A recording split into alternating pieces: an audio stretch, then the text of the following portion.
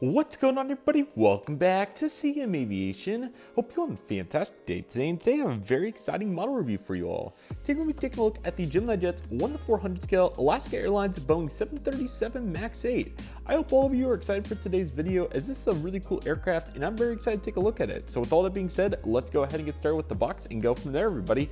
You have the 2023 25th anniversary sticker right here, despite this being a 2024 release. Made for collectors by collectors, CGI at Boeing 737 MAX 8. You get the Alaska title right there, 1:400 scale diecast aircraft. No major differences between normal boxes and Alaska's normal boxes for GeminiJets. Once again, you can see 2024 right there and no other major changes. Also want to note the specifications right there, so feel free to pause the read, and that's where the aircraft sits.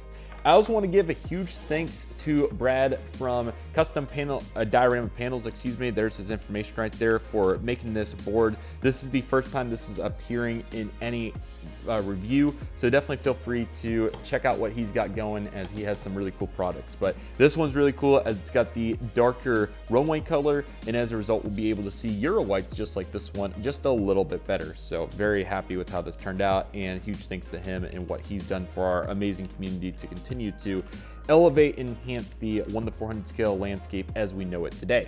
So here it is, the Alaska Boeing 737 MAX 8 here, once again in the 1:400 scale. So very glad to have this. I had to go on a little bit of a goose chase to get it. So pretty much I've been trying to get it from the Alaska company store to save a good amount of money, and it sold out, and I was on an extensive trip, the around the world trip actually, when it sold out for the first time on the Alaska company store, so I didn't see it. And I had to wait 2 months for it to get restocked, and finally did, and I'm glad I had my email alerts on, as they only restocked 6.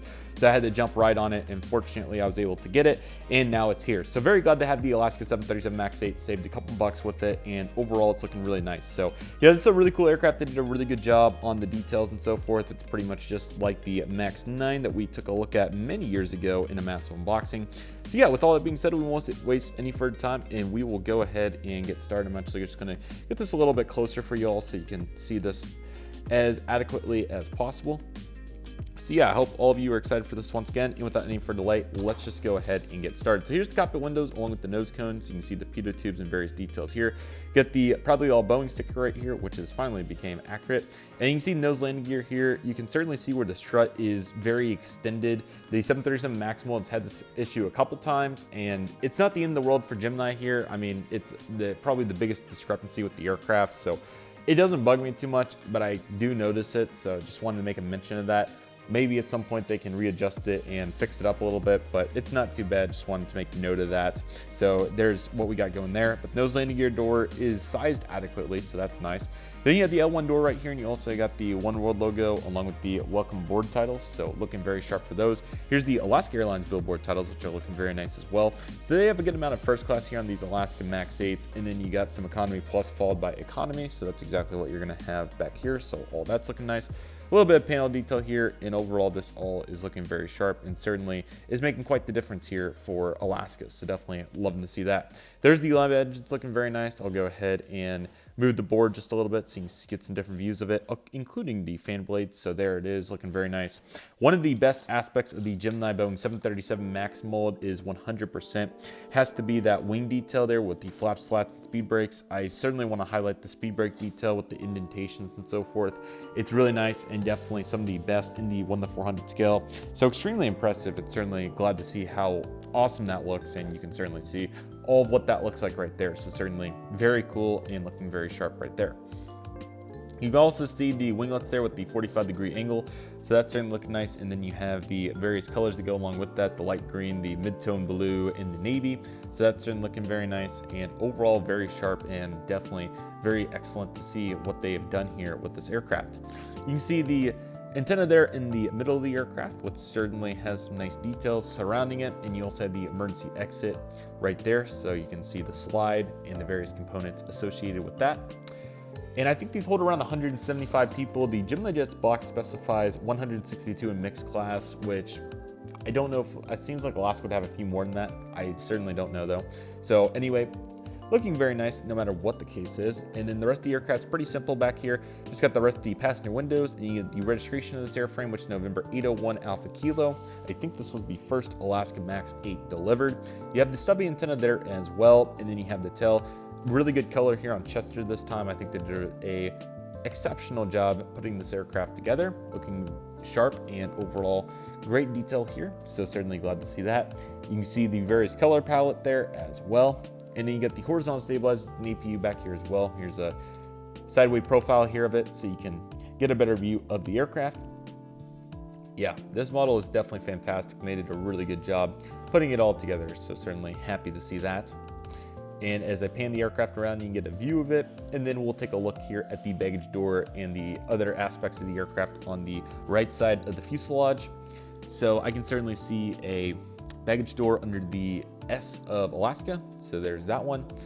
And then back here, I can also see one under the color palette there. It's under that mid-tone blue shade. So that's certainly looking very prominent and cool as well. Let's go ahead and take a look at the top of the aircraft a little bit more in detail here. There it is. Amazing indentations, just really getting a good look here. Definitely happy to see that. Flipping the aircraft around to the bottom side, Gemini does an amazing job when it comes to detailing the underneath of the aircraft. You can see all the panel detail along with the various markings around the stand hole and then of course in the engines. Very impressive work, and they certainly did a great job to bring this all together. And overall, I think this aircraft certainly looking very good. So certainly very happy to see that. So yeah, very glad to have this aircraft. It flies to several of the model airports already that I'm working on, including Orange County, Reno, and Albuquerque particularly. So very excited for those. And I'm sure it's been coming into Dallas a little bit as well. So definitely excited to get Dallas back on the road. It's going to be really awesome to get Dallas back in a place where it is consistent. I just didn't record that update in big blocks. I recorded it 3 updates at a time, and I need to record it 6 updates at a time, which I know kind of interferes with the American Airlines schedule. So it won't be 110% accurate, but it will be like 90% accurate. So that's certainly much better than it going on an indefinite hiatus. So, well, not an indefinite, but an immediate hiatus with intentions of returning.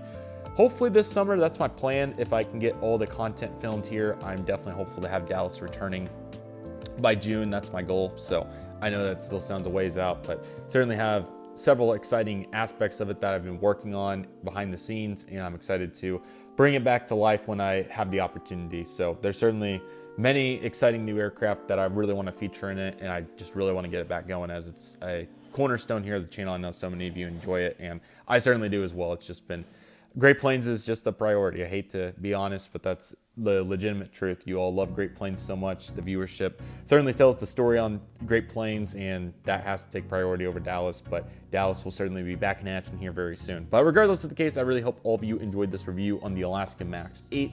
This is a good aircraft, and I would certainly recommend it for any collection, so certainly look into what your options are, and definitely consider it if you're in the market for an Alaska aircraft.